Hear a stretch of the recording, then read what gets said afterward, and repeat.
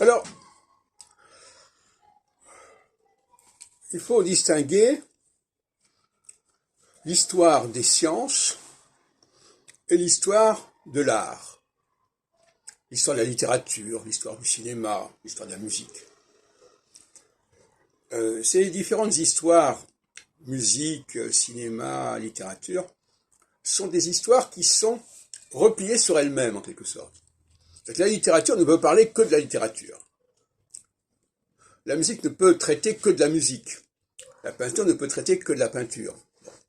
Et leurs incidences sur la vie politique, sur l'histoire, en général, c'est quelque chose d'anecdotique.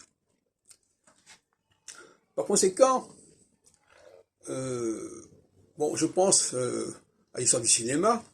Quand on va au cinéma, je pense à la cinémathèque que je fréquente assez, eh bien les gens discutent des films. C'est une histoire du cinéma qui est interne, en quelque sorte.